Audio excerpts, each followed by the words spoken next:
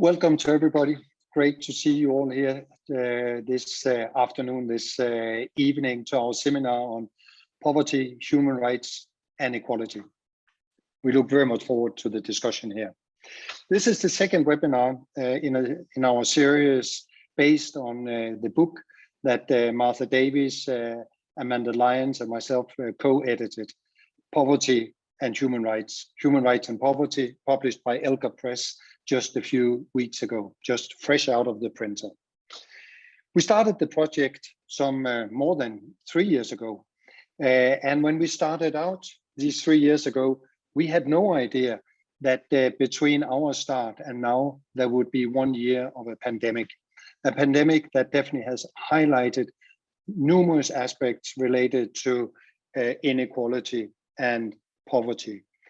It has increased the awareness and making, therefore, the scholarship and the research directions outlined in the book so much more timely and not least urgent. Years of work to eradicate extreme poverty have been rolled back with dramatic impact on education, nutrition, health, and many more areas in all our societies. As the consequences of dramatic inequality have come into sharp focus, marginalized communities around the world have been among the hardest hit by the disease and its ripple effects. Just this afternoon, European time, I had a meeting with the cities from all continents. And I must say, the stories that I heard from the mayors and people working in the city about the hardship that we see at all continents is heartening. There's a very big and heavy agenda in front of us.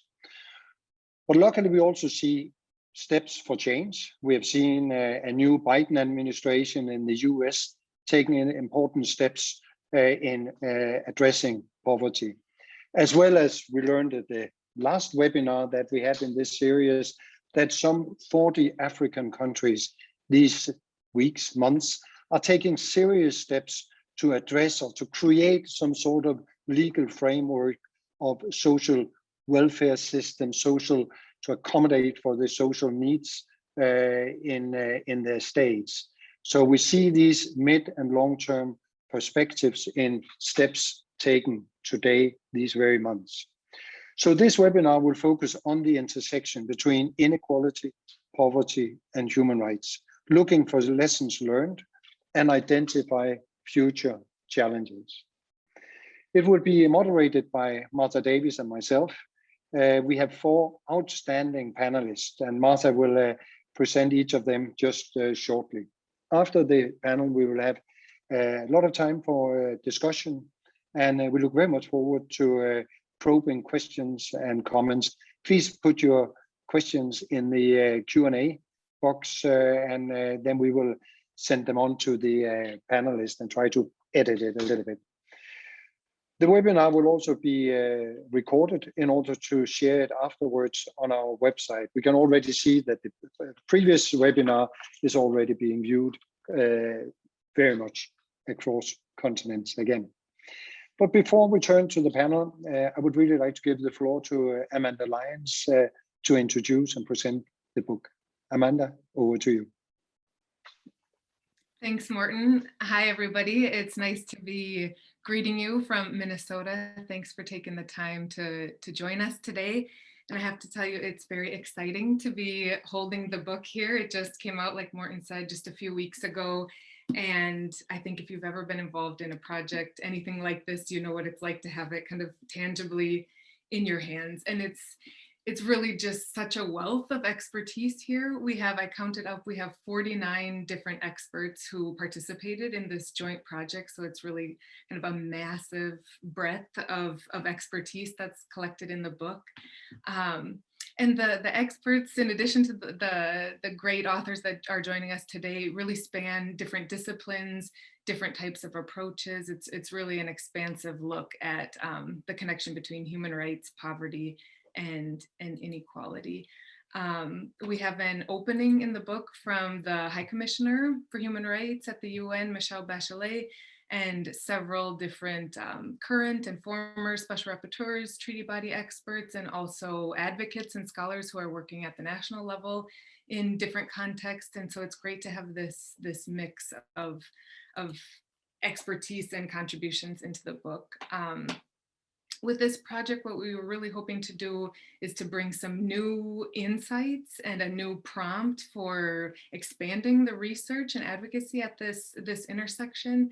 When you look at the book, I think we see two things especially. We see everything that a human rights lens can bring to conversations about poverty and inequality, where that's been missing in a lot of aspects. And on the flip side, also there's a strong critique or kind of stretching of the Human Rights Project to push us as a human rights community to engage in questions of inequality more broadly. The book spans a lot of different dimensions of this nexus, from the definition of poverty and the standards that we use to measure it, different identity groups, the interaction of geography and place with poverty. We have a special emphasis on participation and the agency of people living in poverty and their engagement in these questions. And then we close out the book with a big section on the different structural factors that are related to these questions, from climate change to corruption, tax reform, private actor accountability. And like Martha has said before, our real limitation here was the actual physical limitations of the book and the number of pages that we could include. But we're really proud of the span of topics that were covered. So I'm going to take the liberty of having the floor for a second to thank Martha and Morten for the invitation to be part of the project. It's been such an incredible opportunity to learn with all our authors, and especially in this past year that we just went through a really meaningful experience. And I think, as we'll see in the conversation today, like Morten was saying, we started the project before we had any idea that we would be living through a pandemic and this really unique context of social uprising and claims for social and economic rights. But the book really brings a lot to these new contexts. And so we're really excited to have you all here with us today, and I'll turn it over to Martha. Great, thank you. Thanks, Amanda. And of course, it was a team effort all the way with not only the co-editors but also the authors.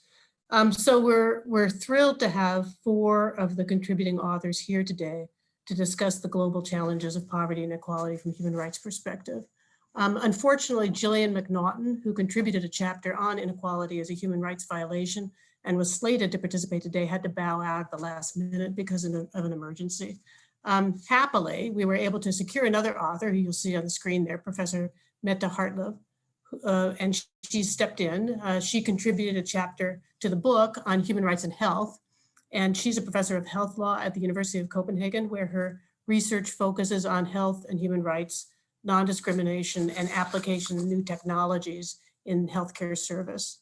Professor Hartlov is also co-editor of the European Journal of Health Law, and we really thank her for stepping in on such short notice. Our next panelist is Domingo Rivera Parmo, an associate professor at the Universidad Diego Portales in Chile. Professor Rivera Parmo teaches constitutional law and is also a researcher for the university's public law program. And he contributed to the book a provocative chapter focusing on social mobilization, poverty, and human rights, which he'll talk about a little bit today. Next, we'll turn to Professor Lucy Williams, who is my colleague at Northeastern University. Professor Williams is an internationally recognized authority on welfare law, low-wage labor, and global poverty. And her chapter in this book focuses on holding international institutions and private entities accountable for addressing poverty and inequality. Professor Williams is a convener of the International Social and Economic Rights Project, which is known as ISERP by its initials. And that's an international group of academics, judges, and activists who are working to encourage and develop critical and transformative thinking about socioeconomic rights. And our closing speaker will be Gay Mcdougall, a distinguished scholar in residence at Fordham Law School in New York City. Professor Mcdougall, who authored a chapter on racism and poverty, has received many awards and much well-deserved recognition for her career as a leading human rights advocate. She served for 6 years as the UN Special Rapporteur on Minorities, and for 8 years on the UN Committee to Eliminate Racial Discrimination, which monitors compliance with the UN Race Convention, or CERD. She was the first American to serve on the CERD committee, and I'm pleased to report that President Biden has nominated her to again join as a member of that body. So we're all in very good hands with these distinguished panelists as we sort of address these pretty tough questions. Let me say a word about our format. Each of the panelists will be asked a question and given 4 minutes to respond, and then they'll have one follow-up question and with 2 more minutes to respond following that. After we hear from each of the panelists, we'll open it to the moderators and panelists themselves to offer any additional thoughts or ask questions of each other. And then we'll turn to the Q&A with the attendees to answer questions, to ask questions and have them answered by the panelists. Just a reminder that the overall questions that we'll be addressing today are, first, how does inequality extend beyond economics to, for example, inhibit democratic participation and reinforce social exclusion? How has the COVID-19 pandemic interacted with and aggravated these aspects of inequality? And then finally, what is the role of international institutions and private entities in addressing these inequalities? So let me turn then to start with Mette Hartlov, and thanks again for joining us. And so my question is, the COVID pandemic has highlighted for all of us the deep inequalities worldwide and within countries too have dramatic health consequences. At the same time, the spread of the virus has shown that we all have a collective interest in improving everyone's health and the world health. So given that common interest and given the opportunities arising from new technologies, which I know is a special interest of yours, why do you think these healthcare inequities persist? Thank you so much, Martha, for the introduction and for the interesting question. And it is really true that the pandemic has made existing health inequalities visible, both within countries and also among countries. And it has also, I think, very importantly, illustrated the importance of the broader social determinants for health. The reason why COVID-19 has hit the most deprived parts of the population so hard is not only because of the difficulties in getting access to tests, treatment, and vaccination. It is clearly a challenge for many people, but it is also, and maybe most importantly, due to existing socioeconomic inequalities.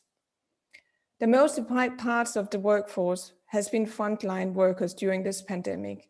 They have been cleaning, they have worked as cashiers in supermarkets, as bus and taxi drivers, and have taken care of children and the elderly, without any possibility of working safely from home, as most of us have been able to do.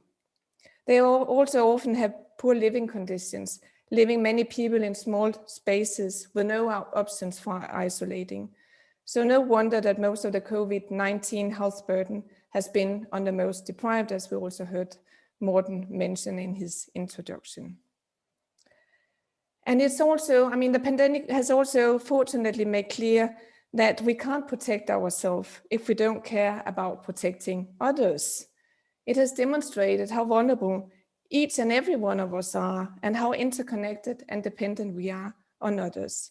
And it has hopefully, I believe, created a sense, at least a sense of solidarity. So given this important insight that we live in a world with persisting health inequalities, but also that we need to care for each other, we could hope for more efficient efforts to fight existing health disparities. However, I think that if this endeavor should be successful, we really need to adopt new strategies, because the existing strategies have clearly failed. And why have they failed? Well, maybe because the aim has never really been to ensure health equity, but just to ensure a basic level of health services. Let me try to illustrate it. If we take some of the richest welfare societies in the world, where everybody have access to preventive healthcare services and treatment, medical treatment free of charge. Despite this equal access to healthcare and healthcare services, you will still find significant health disparities within the population. In my own country, Denmark, for instance, the difference in life expectancy between people living in the deprived and in affluent neighborhoods in the same city amounts to approximately 13 to 14 years, which really seems like a paradox. How can you have equal access to healthcare services free of charge and still have such differences in health outcomes? But the situation is that as long as other social and economic inequalities exist, inequity in health will unfortunately persist. So we need to focus on inequities more broadly before we can expect health equality.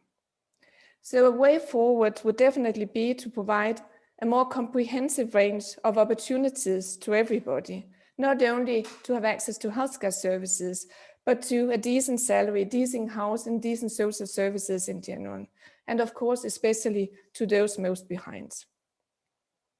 Another lesson learned is that it is not sufficient to make health and other social services available and accessible for the population. We know that in the welfare societies, we see the same pattern in all welfare societies, that inequalities persist. So if the individual does not have, even if you have the opportunities, if individuals do not have capabilities to profit from these opportunities, it is almost in vain. Here, I believe that a human rights-based approach can be a valuable contribution, stressing the need to reach out to individuals, meet them where they are, and empower them to claim their rights. And with these words, I thank you for your attention so far, and word back to Martha. Yes, thank you, Mette, for those remarks. So I do have a follow-up question, which is, I wonder if you could look in your crystal ball, I guess, and tell us whether you think that there are any hopeful signs. Do you think that the global experience of COVID-19 is actually going to lead to any changes in access to healthcare for the poor, or in some of these, human rights-based approaches that you mentioned?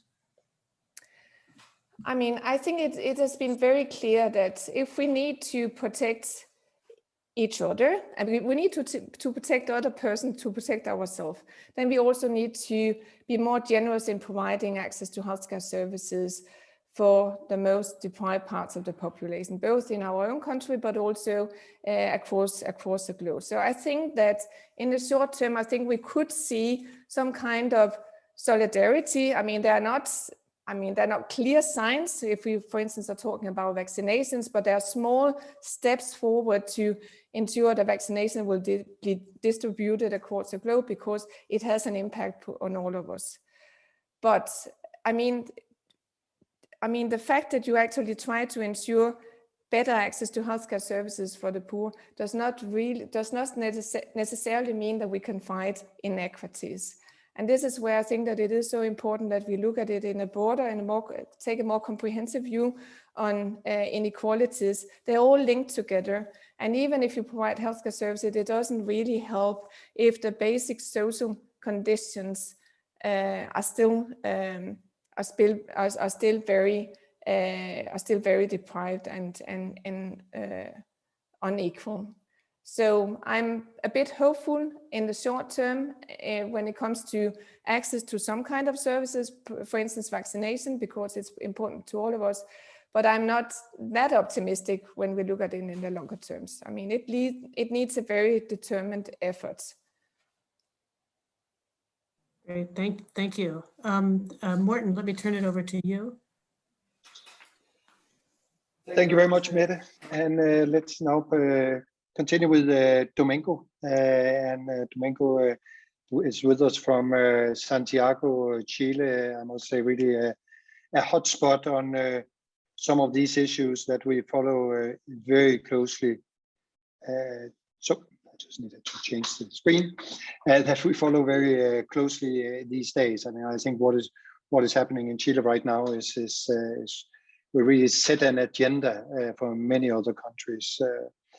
But in your chapter, you argue that protest reflects class stratification, and that those who are most affected by restrictions on protest are poor people who lack other outlets to address the inequalities. And you examine this very much with the backdrop of the developments in Chile as we have seen them unfold the past years. As far as I understand you, you accept neutral time and manner restrictions may be justified in carrying out the protest, but argue for greater attention to the social profile of protesters. And I would like you to unfold that a bit more, give you your view on that. I think it's really interesting. So, over to you, Domingo. Thanks, Morten, and I would like to take a few seconds to thank you, Martha and Amanda, for the great work you have done with editing the book and with helping with Mcchapter, because English is clearly is not my mother language. So thanks for all the help. I believe that the first aspect we have to consider, at least from the viewpoint of my chapter, that deals with mobilizations and poverty in the context of international human rights law, is related to the regulation of public space. Because as we know, the restrictions on circulation in public spaces is one of the most appropriate ways to curb the spread of COVID. So we also know that these measures must be scrutinized with respect for fundamental rights, a balance, I believe, that was especially difficult to strike at during the first months of the pandemic. In fact, fear, and this has happened at other times in our history, pushed us, I believe, into a kind of uncritical acceptance of these regulations. So the regulations were necessary in order to try to control the pandemic, but on the other hand, these measures place big barriers on what to some was and is the only available avenue for public participation. So hence the dilemma that we are facing. This constitutional attitude, if you allow me to use that term, was especially critical for people living in poverty, who saw some of their struggles interrupted on the one hand, and also saw how these regulations eliminated one of the avenues of participation on the other. And by eliminating, I mean that those who resorted to protest to pose critical demands, as the BLM movement, for example, were brutally treated by the police. So let me begin putting the chapter in perspective, because we just had election of members for the Constitutional Convention last weekend that will draft the new constitution for Chile. This process was triggered by massive constituent protests, as I call them. As I mentioned in the beginning of the chapter, these protests were directly related to the severe problems people have in accessing basic goods. Many of the complaints that were posed by the people relate to how difficult it is for many people to meet the end of the month due to the rising cost of living. In such conditions, an illness, for example, can mean either death or ruin. In short, an important part of the demands were and are related to access to social rights, education, health, and a reasonable pension system. Thus, the protests, in one case close to 1 million people only in Santiago, were a tool that served to put these sensitive issues on the public agenda, to the point that a new constitution is needed to address them. As for the regulations of time, place, and manner, rather than accepting them, I would say that they are accepted by the international human rights law. So in fact, international human rights law approaches these regulations, conceiving them as a series of measures that allow, as they call it, a negotiated management of protests. These measures would allow then authorities, including the police and the protesters, to come to the table to literally negotiate the time, place, and manner of protest. And this is something I merely report rather than accept. My own view actually is that international human rights law has welcomed these regulations uncritically, partly because, as sociology reports, these regulations went hand in hand with a change in the attitude of states. So the states moved from repressing protest to tolerating these protests, but on the condition of subjecting them to this legal and administrative regulations. So what they overlook, however, is not only the fact that these regulations deprive protests of their disruptive potential, which is what allows the movements to amass social power, but also that the people who sit at the table with the authorities will never have the same bargaining power. So I think that TPM measures end up being imposed in a top-bottom fashion anyway.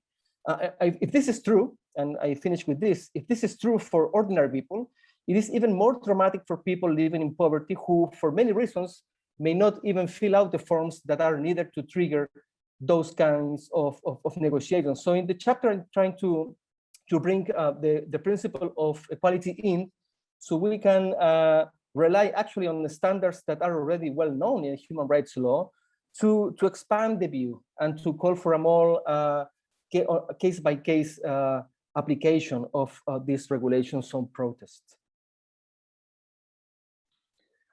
Thank you very much, Domingo. As I said, I think it has been extremely inspiring to follow the developments in Chile, and what strikes me in particular is how the social unrest very early on was in a way directed into a constitutional discussion, and we could almost say a human rights discussion, where when we saw at the same time, if we go back to 2018, 2019, where we saw these sort of demonstrations in other countries as well, they sort of remained a social protest or demand for a new government or something. But when in Chile you had this particular development, could you just say a little bit on what are the lessons learned?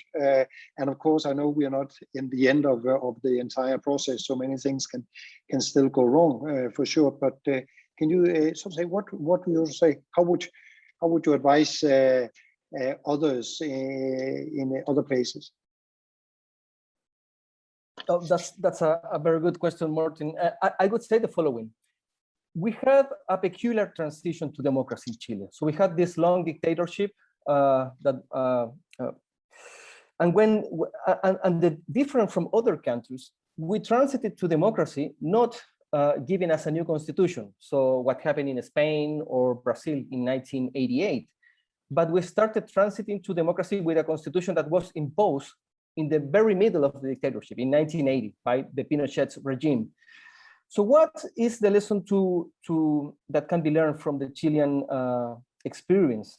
That was a constitution that, of course, was not looking forward to welcome democracy, but to shield the dictatorship's legacy, right?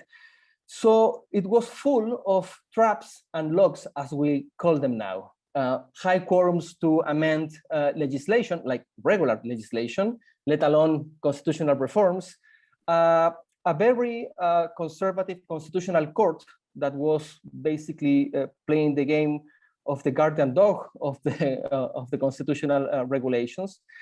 And the important thing I'm trying to connect it with my chapter is that by 2006, students, high school students, started to put these regulations on the spotlight. They were claiming for a new educational system for Chile because we have a very segregating educational system.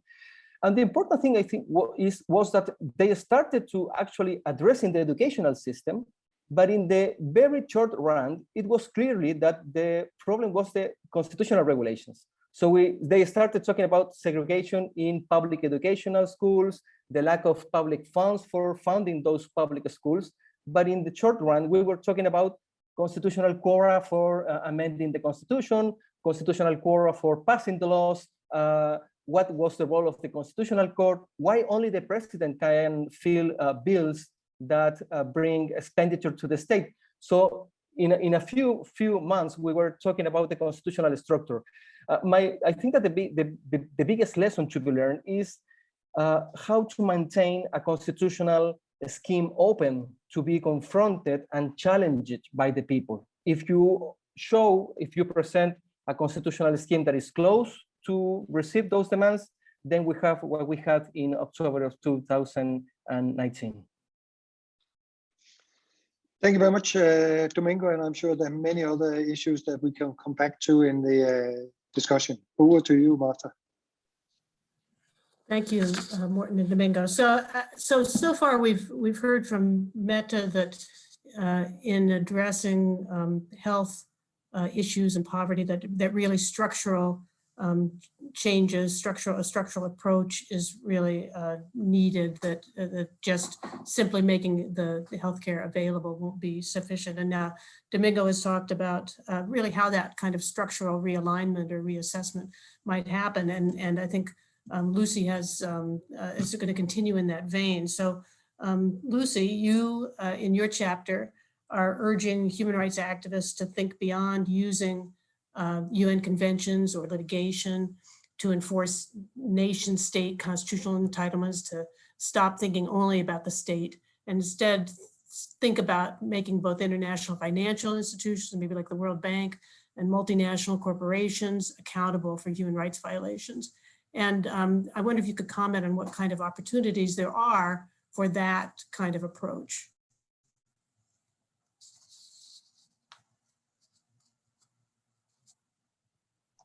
Thank you so much, Martha. And thanks so much for inviting me to participate in this webinar. I'm so delighted to be here. NGOs and grassroots groups frequently allege that projects that are funded by international and multilateral development banks either do not serve the purpose of reducing poverty or are complicit in increasing poverty and violating social and economic rights of poor people. Likewise, activists frequently allege that subsidiaries of multinational corporations that are operating in poorer countries destroy poor people's health and livelihood and living conditions and environment. Two major cases decided in 2019 may open the field beyond state-centered human rights law. One in the US, one in the UK.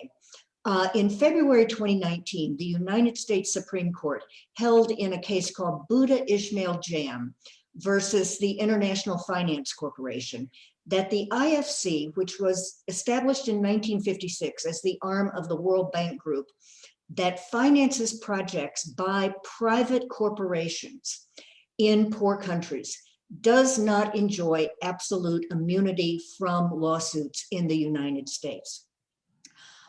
In 2008, the IFC loaned $450 million to an Indian company to finance the construction of a coal-fired power plant in India. Now, the recipients of IFC loans are required to meet performance standards that are enforced by IFC internal review.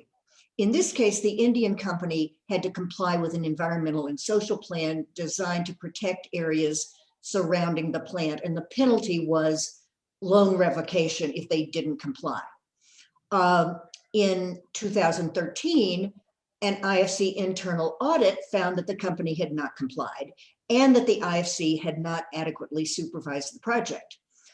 In 2015, Buddha Ishmael Jam and other deeply impoverished fishers and farmers filed a suit in the US against the IFC, alleging that the pollution from the power plant had threatened their health, property, and livelihood.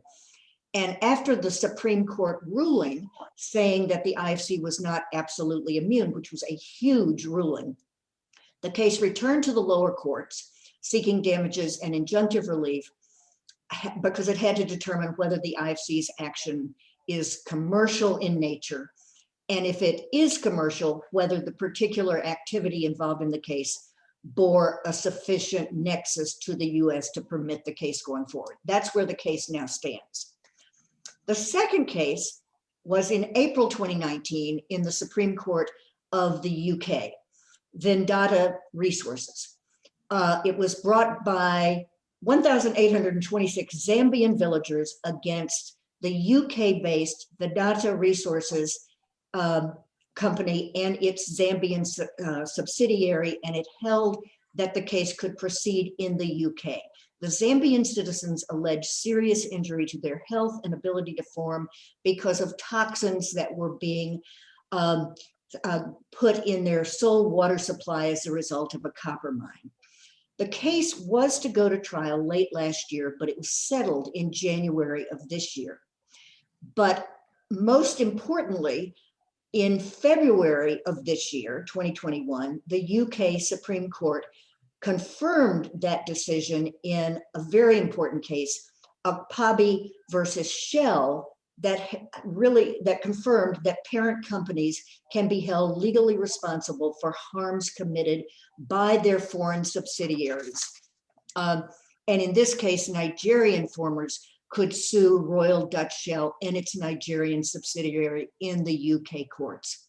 So together, these cases may open certain possibility for human rights advocates to promote poverty alleviation by litigating against both international organizations that fund development projects and multinational corporations and their subsidiaries in their home states. Great, thank you. I see I didn't mute myself, so I don't have to unmute. So thank you, Lucy. So it strikes me hearing you talk about this that so much depends on the courts for this kind of strategy. And I know in the U.S.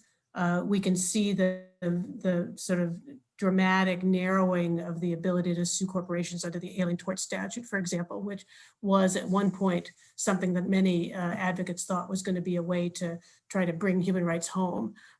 So I just, throw that out as a comment, that so much of this depends on having courts that are willing to go this far. But why do you think, you want to elaborate a little bit more on why you think this is an important route to pursue in addressing poverty alleviation? Yes, I really do. I think reliance on state-led spending and delivery programs diverts attention from the importance of the distribution of property and entitlements and of market-based resource allocation in sustaining inequality and poverty. And I want to use one example from South African jurisprudence regarding evictions. Many of you probably know the South African Constitution contains a generous provision on housing and evictions. And a very leading case is the 2011 judgment of City of Johannesburg versus Blue Moonlight Properties. Blue Moonlight is a developer that sought to evict multiple families who were occupants of an industrial building in Johannesburg's central business district in order to develop the property. The Constitutional Court found that the developers were entitled to evict the occupiers, but they could not evict them until the city had provided the occupiers with temporary accommodations. And it ordered the city to provide the occupiers with those accommodations for 5 months, and that the Blue Moonlight developer could not evict for 5 months. Now, without doubt, that's a victory for the poor residents. They were going to get some alternative accommodation, and the developer could not develop for 5 months. But from a different perspective, the practical effect of the court's order is to oblige the city to subsidize the private developer. Developers have strong incentives to buy up derelict properties, evict people who have been staying on those properties in desperate circumstances for many years, and then reap handsome profits by way of gentrification.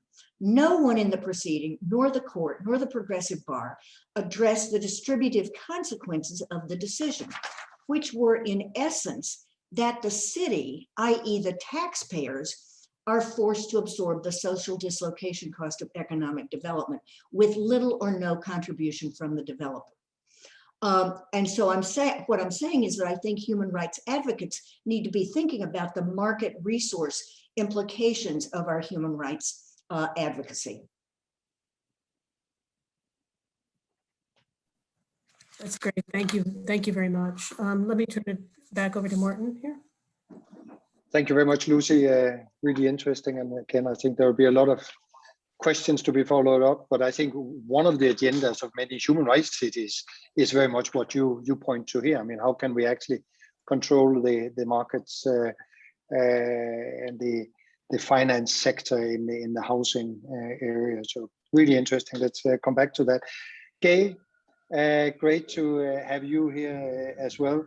As you introduced, you've been involved in these issues for very long, and of course, you've also not only been involved at the domestic level, but also at the international level at the UN. And I think you, as I do, believe in the international instruments, the has a lot to bring to it. But could you say a little bit, enlighten us a bit on how do you see, sort of say, the human rights dimensions of the Racial Discrimination Convention, CERT, and the SDGs? What does that link actually bring in relation to inequality, fighting inequality and poverty? So over to you. Well, thank you, Morten. And I also want to thank the editors of this volume. You have, in a very gentle way, helped all of us authors sort of push the thing along until, you know, there was a real achievement here, and seeing the book is, you know, very, very impressive. So I thank you all for doing that. My study actually focuses on the geographic area of the American hemisphere. And, you know, from Canada all the way down to the southern tip of South America, poverty is most extreme along the fault lines of that have been generated by colonialism, transatlantic slave trade, and the conquest of native peoples. And this also is the fault line where you will find that poverty alleviation initiatives have been least successful. I wanted to look at the current tools that were offered first of all, by the human rights mechanisms. I'm on a treaty body, I have been on a treaty body, the Convention Against Racism. And while it offers many things, there are some things that are lacking. The convention sets standards that such extreme inequalities along racial lines, as you find in the American hemisphere, violate the treaty and violate human rights. Inequality, racism, that intersection violates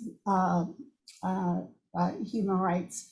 And it also obligates states where there is such inequalities to take special measures, affirmative action, to guarantee, quote, the full and equal enjoyment of rights on an equal footing. Now, so the first part of that is great. You know, it recognizes the significance of the intersection of race and poverty, and that is a violation of international law. But the standard there says to guarantee equal enjoyment of rights on an equal footing. You know, that's where it gets very blurry. And, you know, so it means that it looks like we've got a useful and important standard in 50% of it, and the rest is not quite so clear. And so it means that we don't really have accountability mechanism. So I then look at the SDGs, which everyone in the UN has been talking about. At the UN, you have to say SDGs in every sentence if you want to get some kind of attention paid to your point. And the SDGs are wrapped in a nice human rights preamble, as I say, and they do set some specific targets. For example, states have to cut poverty in half by 2030. That's far more specific than you get in the Rice Convention, and on and on. But at the same time, those states that negotiated the SDGs were conspicuously reticent about including any mention of race or minority groups. in the language of those standards. And further, whereas it was clear in our efforts during the Millennium Development Goals that preceded the SDGs that the one sort of loophole was not requiring that states report based on data that's disaggregated by social groupings, economic, social analysis was not required. So there were states that appeared to, and they claimed to meet the standards of the SDGs, but while they at the same time did not change the lived experiences of various racial groups within their borders. But the SDGs, no matter how much we press the point, refuse to require disaggregated data. And as far as I can see so far, looking at what states are reporting back to the high-level political panel, which is presumably the panel that will deal with accountability issues, it's all very general. And there is, in very few cases, a real analysis on how their efforts, state to state, are impacting on the various social and racial groups within their borders. So that's a real problem. My approach is that I want to have as many tools in my toolbox as possible. So I want to use both of those. I also am very interested in doing more with the ILO on labor standards and kind of information that they give. These are not taken into account in CERT deliberations. So that's my point. I think we need as many tools in our toolboxes as we can get, especially given that none of them are quite as forceful alone as we need. Thank you very much, Gay, and I really like your approach, I must say. I always said, I never believed that one tool would fix all problems. I think it's the combination of the many different tools. And I think it took a while before the human rights world sort of accepted that the SDGs could be useful. And I think you provide a good example, or did I understand you right, that you say, okay, the SDGs open up for, let's say, a poverty agenda, an inequality agenda, for gender equality, for a number of these issues, but is silent on, for example, racial, on ethnic and racial minorities. But that's where then the CERT, the UN conventions and other human rights standards come in. So we can exploit better that framing of the SDGs within the human rights framework. Is that the sort of, that's my one question to you, if that's sort of your point. And yeah, I think that's my point. I think we have to work hard in order to do that. I mean, it's there have been so many pressures on treaty bodies at this point: time, money, the cost of the normal operations of a treaty body has gotten astronomical. So the question is, can we do that? Can we find a way to make that part and parcel of our working methods so as to make a difference?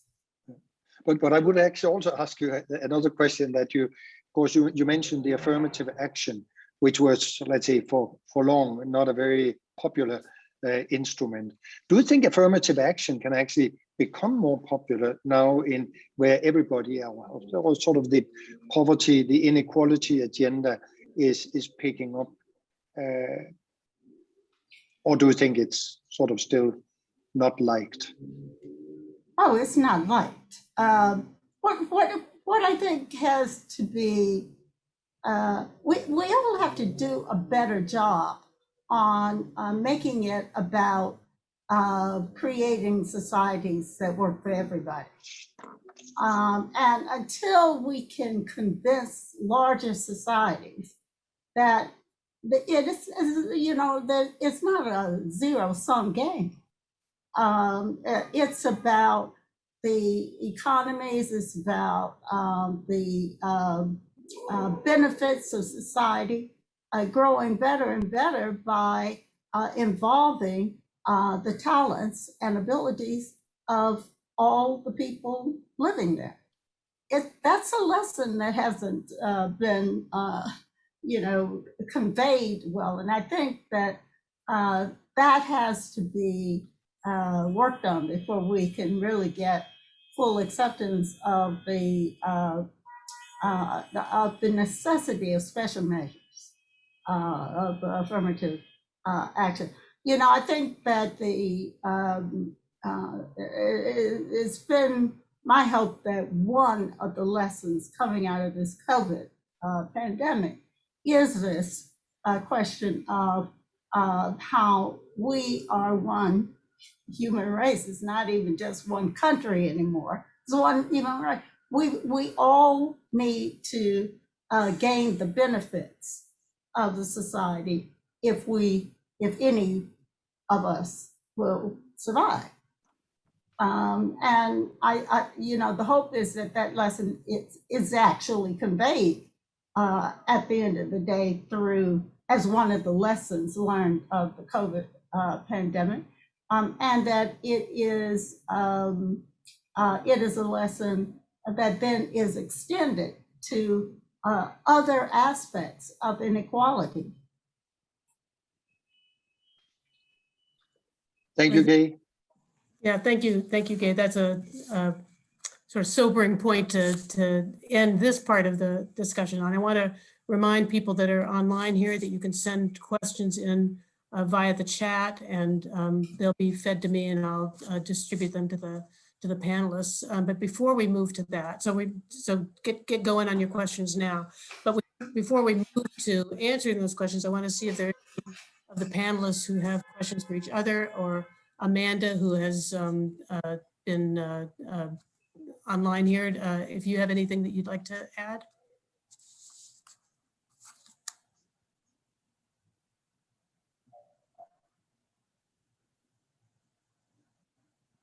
Well, I will let the panelists go. Also, I guess I thought the interventions were really great. I have some follow-up questions individually, but maybe for the whole panel, I'd be curious to hear if anybody had any reflections on how the private sector, businesses specifically, are engaging in the specific issue that you're following. Are you seeing the private sector under some pressure to also engage in questions about inequality and to kind of take up the language of human rights, whether it is in Chile or health? I'd be curious to hear if any of the panelists had more to say on that. Yeah, if I may. Go ahead. Yeah, I think that, look, I mean, we haven't talked about the impact of the movements around George Floyd's, that was set off around George Floyd's murder. Really, the Black Lives Matter movement started in 2014 around the murder of another innocent Black man in the US. But I think that it's interesting how, and it may be the confluence of all of the pressures of now in our society, but we hear, that the corporations, all sorts of institutions now looking inside on the issue of equity, diversity and equity. In fact, there's a new runaway industry in the US of diversity officers and consultants, et cetera. So I think that has happened to some degree. I don't think it's it's going to go all the way to equality. But I think it is happening. And as to international multilateral institutions, I think it's interesting that it even spread to the UN Secretariat, where under great pressure, the Secretary General said, okay, and did something totally,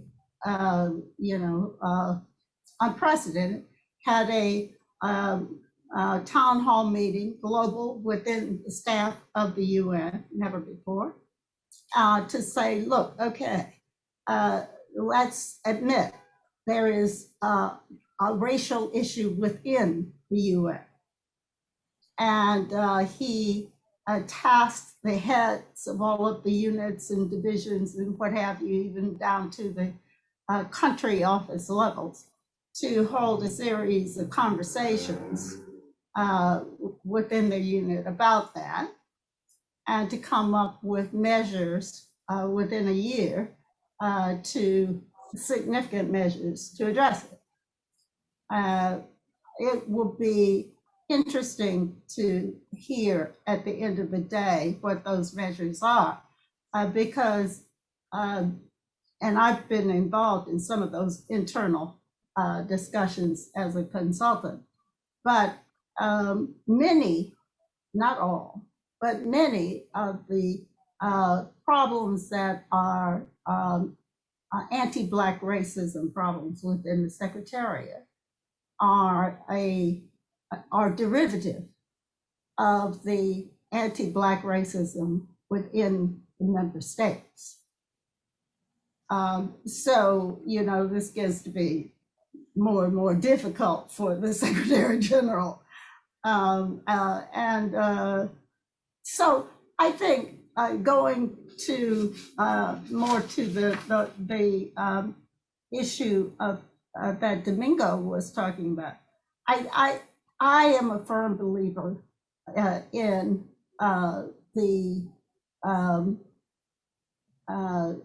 the ability of unstructured protest, street protest, to move mountains.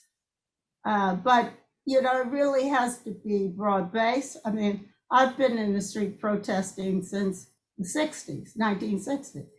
It's really got to be broad-based. And I think that's what we're seeing now. And, if you look at the past year, you look at the number of people and groups who've been out in the street protesting, not just Black Lives Matter across the US, although that has been the biggest protest in the US history. But also you got Hong Kong and you got, Chile, and you got lots of other places. But it is, it's interesting to talk with you, Domingo, about the structures of and the ways in which street protests can and cannot be manipulated. Domingo, do you want to interject here? Sure. Thanks for the question. I totally agree. My own view on protest actually is that we have to conceive protest as a means to, if I can use this word, negotiate constitutional meanings. So we use protest to push the states to do things that otherwise they wouldn't do. But, and this is my own caution, and I have learned this from Professor Nadia Urbinati. I think she's the most brilliant scholar in trying to highlight how representative democracy should work. We can overlook the work of institutions. So if we want to have structural solutions, if we want to have general solutions that address the problems comprehensively, we need the institution, we need legislation, we need constitutions, we need administrative regulations. And this is the reason why I believe that the protests that have been more successful in posing the problems and getting solutions are those who have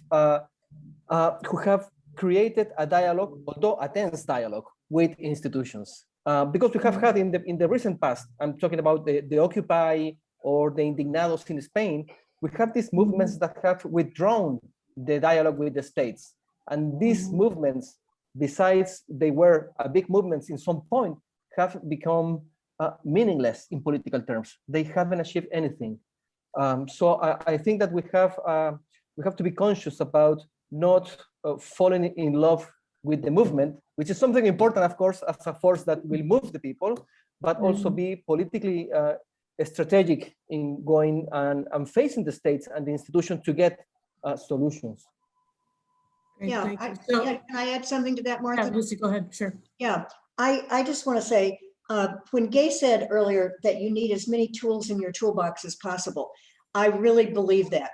And when I'm talking about this opening and some of the possible litigation is always the last thing I believe you want. That's what I always say is in my hip pocket. But protest and organizing and all of those, you know, but I always want to have in my hip pocket that I can go to your, well, what else is in your hip pocket? It's your wallet.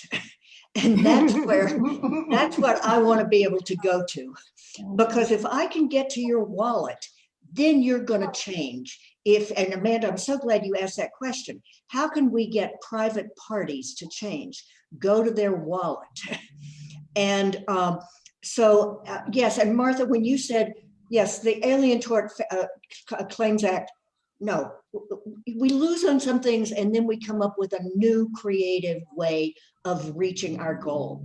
And so, yeah, maybe some things are going to work and maybe some things aren't going to work, but let's try new creative theories. So I'm thinking if we can get to some of these financial institutions, if we can lower their standard of immunity, that might dissuade the World Bank or other institutions from financing projects that are highly risky from a social or environmental standpoint.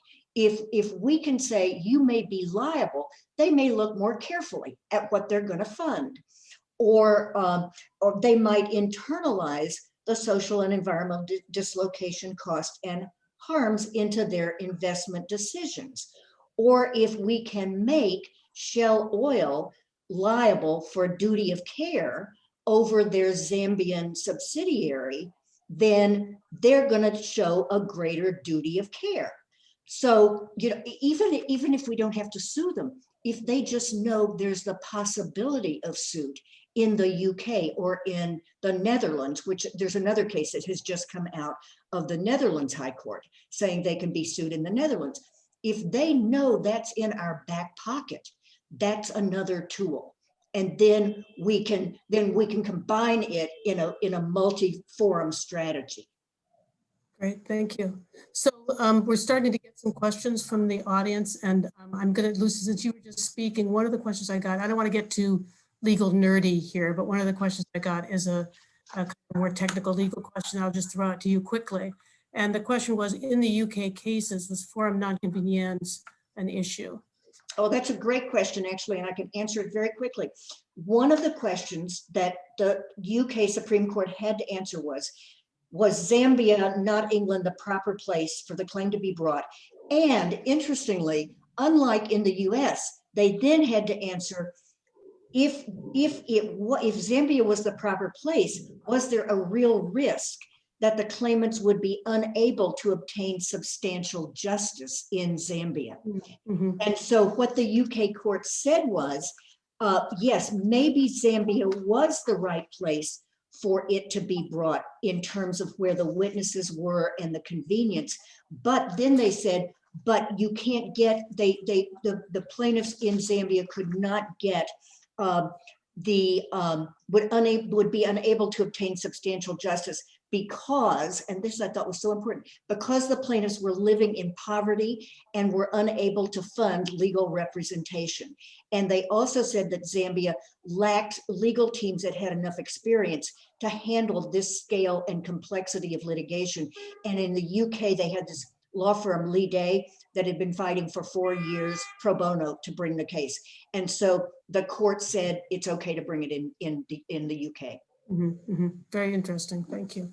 So we're going to leap around a little bit in terms of topics as the questions come in. And so I've got a question here that is really posed to Mette and to Gay, but anybody can answer it. And that it really is, you say, okay, Gay, you said that you acknowledge the preamble of the SDGs addresses human rights, but would you say, Mette, Gay, others, that beyond that, that the 2030 agenda is really a human rights agenda, or is it not really a rights-based framework? Is it, would you agree, this questioner says, that to some extent it eclipses human rights, it eclipses human rights agenda and the human rights-based approach more generally? So can I throw that to you, Mette, to start? Yes, but I think we have to see the human rights framework and SDG as complementary, because the human rights framework provides a very strong rights-based framework where you have a lot of institutions and you can go to the courts, etc. Whereas the SDGs remind us that we need to focus more on inequalities and poverty and not leaving anybody behind. So the combination of the two agendas, I think, provides a very good platform for human rights, both for imposing a human rights-based approach to various kinds of inequalities that we are experiencing. But it's true that if you look into the 2030 agenda, that it's not like written in rights-based language, but it doesn't mean that it is not useful in a rights-based approach. Yeah, I would say exactly that. It's we can use it, but I sat through all of the negotiations actually, and we had a little human rights caucus trying to get language in.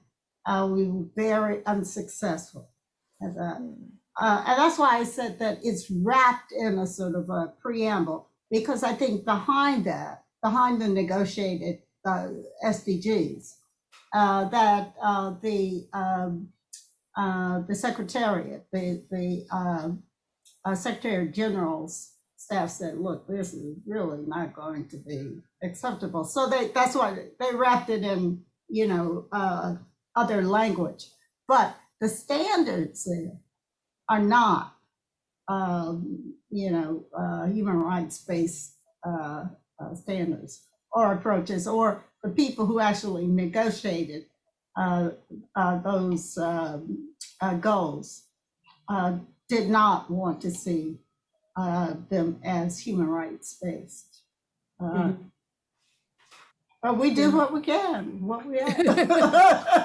let me throw out one other, I guess, sort of observation about that, and maybe some of you will have comments. Is some of us, and Morten mentioned at the beginning the work that he's been doing on cities, and Amanda and I have also been looking at that. And of course, many cities around the world are coming up with their own local reviews, voluntary local reviews that are looking at the SDG implementation at the city level. And often they are reshaping the SDGs for their own local context. So there's a possibility there at that local level to have a more human rights-based approach, human rights awareness in the assessment.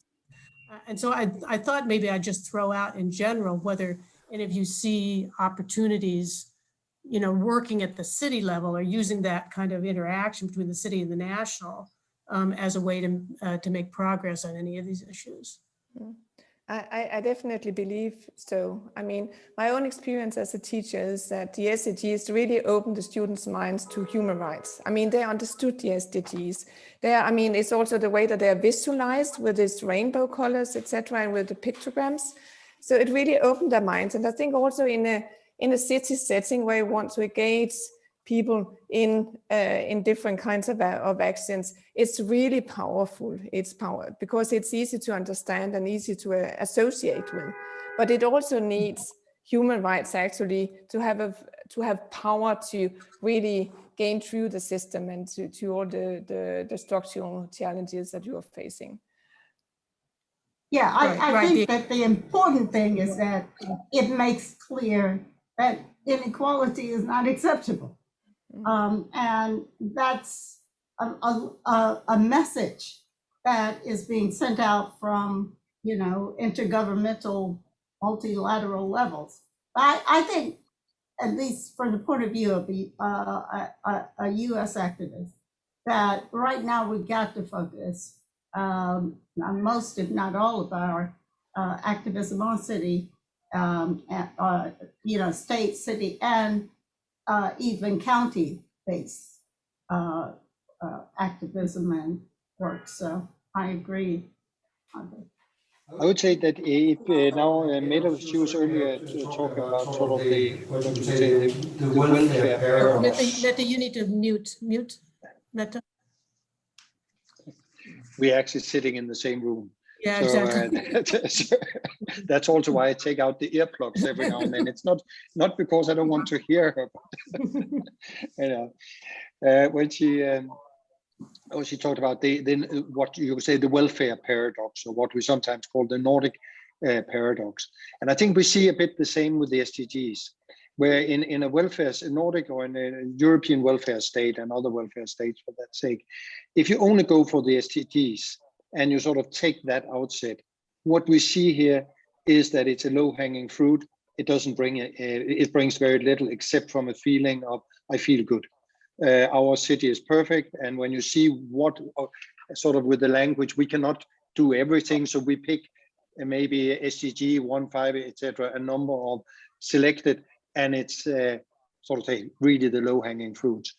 But if it's linked to the to human rights, and they really take serious the human rights framework to the SDGs, then it can be a dramatic renewal, a transformation of the welfare system, sort of bringing the welfare system one step further. And it's very interesting to see when the human rights cities in Northern Europe, very often what they sort of say, sort of the raison d'etre, why they move ahead with that agenda, is to address the economic policies, new public management and others, again trying to bring the welfare state system to a next level. So there is this interesting link in different contexts, as one of you mentioned, where it can play a role, and you sort of use the toolbox in different ways. Okay, thanks. Any other comments on that? Go ahead. Go ahead, Ken. Yeah, I would just add that, you know, look, a major issue for the world right now is, as much as inequality, it's about race. And I mean in the broadest construct of race, as in the race convention. You know, I mean, Europe is having fundamental problems with accepting the new migrant populations from the South. And, you know, in my view, any major initiative like the SDGs that do not deal with the fundamental issue of race and racism and equality across the societies, across race, class, blah, blah, you know, it's just not doing it. Thanks. Any more comments? So I've got another question that's really for anyone who wants to jump in. The question is, what do the panelists think is the main cause of poverty in least developed countries and developing countries? So the question is really, what's the main cause? That's a big question, but what do you think is the main cause of poverty in these two different types of sort of categories of countries? Lucy, you're a poverty expert. What would you? I'm still thinking about what Gay just said, because I just think what Gay just said is so important. So I may come back to what you just asked, but I want to respond to Gay. Fine. I think race is so central. And race as it's experienced in the United States, I think is very different than race as what you were just saying, Gay, is what we're just seeing in the EU and the migrant, well, and in the UK, which is no longer part of the EU, which I think, but that was a big part of Brexit. And I'm also going back to Morten, your question about affirmative action a minute ago. I think until in the United States, we cannot, white people cannot own the fact that law has been complicit in structural racism in the United States since the time Africans were brought here. We are never going to honestly take on racism in the United States. And if we are going to own that, we have to take on the issue of reparations.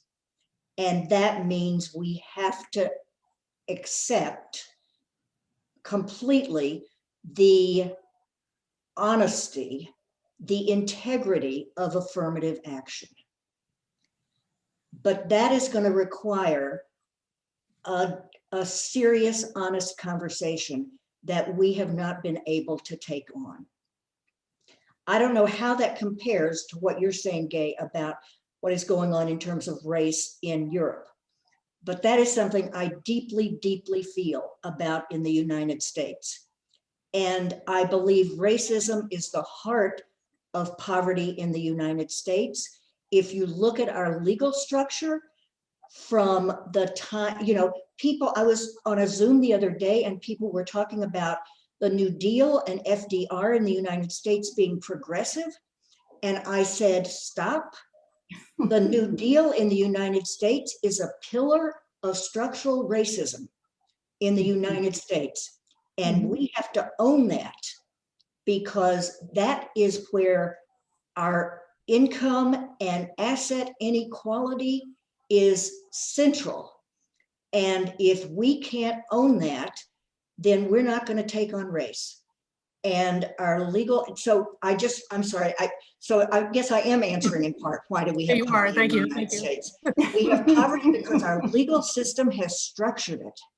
Yes. And it's structured and it's based on race. Yes. Yeah. So let me, I want to bring Domingo in here. Okay. You're in the middle about in developing a new constitution. I wonder how these issues are playing out in that process. We're absolutely, thanks Lucy and Guy for your words. This was very moving and a strong statement that I truly embrace as well. Our own problem here is our relation to indigenous peoples. So as we were talking before the seminar started, Chile is the only constitution, along with the one from Uruguay, that doesn't mention a single time our indigenous peoples. And we have here something about 10% of indigenous population. So we're not talking about a small percentage of indigenous peoples. So I believe that now we are moving towards a new agreement. This is what I think will happen with indigenous peoples. No? For the first time in our history, we have these places put on reserve for people coming from indigenous people. There are going to be 17 out of the 155. But as I was telling, most of the delegates have or chair left-center political attitude. A colleague of mine was writing on Twitter a couple of days ago, and he is a Mapuche. What was a struggle to be fought on in the convention, whether to have some kind of recognition, I think is already a fact. We will have probably plurinational recognition of indigenous peoples in the new constitution, and I think this relates very much to what Lucy and Guy were telling. Of the poor in Chile, indigenous peoples are the poorest. They have no single mention in the constitution, and every single political policy towards them is just assistential and focalized expending. I think that we have our own past of transgression, and our legal schemes and constitutional schemes shows precisely what Lucy was telling, and a structural inequality that we have to take away. And we are likely for us in a melting point, right? So we can do that with change in the Constitution. Yeah, thank you. So back to the question that we got here about the main cause of poverty, which Lucy and Gay have just, you know, in kind of coming around to it. Mette, I think you had a thought about that. I have to unmute. I mean, my guess would be that it's due to economic and power structures in our societies, which suppress people. It might be based on ethnicity, or it might be based on other factors. And these structures are very difficult to fight, but we need to do it anyhow. Thank you.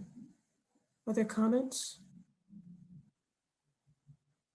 We've got. Well, I mean, I would just to emphasize that where I started out, which was that the most extreme poverty, certainly in the Americas, has been, you know, created by the unfortunate circumstances of colonialism, transatlantic slave trade, and the conquest of native peoples. But I think that, just to respond to the question about what's the source of poverty, but you know, there are other places that have the same problems, and you know, some of the migration of people from the global south up to the global north, causing what some in Europe call a crisis, are fleeing from similar types of historical injustices, you know, in Africa, and what they have wrought to this day. So it's hard to say what's the main causes of poverty in the world, but those have been some pretty tremendous ones. Thanks. Any other comments on that question? So we don't have any more questions coming from the audience right now. And if anyone wants to make any other sort of last points, if not, I think I'll turn it over to Morten to sort of sum up. Is that all right? Amanda, do you have anything to add before we sign off? No. So Morten, what? Thanks. It's been a really great discussion. I really appreciate everyone, you know, sort of participating and stretching our thinking. Yeah, no, I thank you very much. I think it has been an extremely rich discussion, and you have sort of given us that great bouquet of different elements that all sort of are interlinked with the overall theme of poverty and inequality, and that we need to explore so much deeper in the times that we're in right now. The post-COVID crisis, or the COVID crisis that we're in the middle of, offers so many opportunities. There's so much on the move in the world right now, and it's definitely not given the direction that it will take. But one thing is sure is that it's only if we address it and we push it, as I think all our panelists have underscored, starting out with Domingo with Chile and the Black Lives Matters and a number of other issues that have been raised, that we need to address it. We need to, in a way, be in the streets, whether it's literally or with pushing the human rights agenda in the time to come. Just one question that Amanda raised, and that was sort of in relation to the private sector, which we definitely in all this should not forget. And I was very pleased that it was brought up. And here again, we should see what happens in Europe at the moment, as someone from the sitting in the heart of the machinery in Brussels said a few days ago in a panel, said what happens right now in relation to due diligence, human rights demands on business, on European business, is sort of equivalent to when we created the open market some 30, 40 years ago. So it's a major undertaking, a major change that is going on. Also, the way the union addresses new technology and the tech firms, etc. So there's so much to address and follow in these discussions that we have in these webinars. And I just want from my side to thank you all very warmly for your great contribution, not only to the book, but definitely also to this panel and to bringing the discussions forward.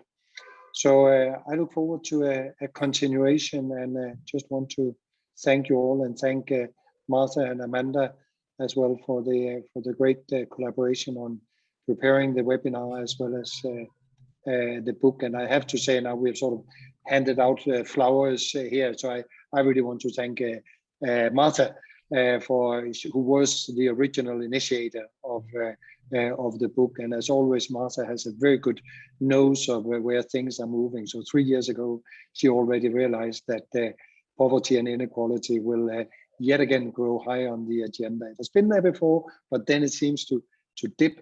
But now definitely it's back on there. So thank you very much. And with that, I look forward to see everybody at the next webinar. And thanks to everybody for your good questions and comments in the chat. And I think we have responded to most of it. Thank you very much.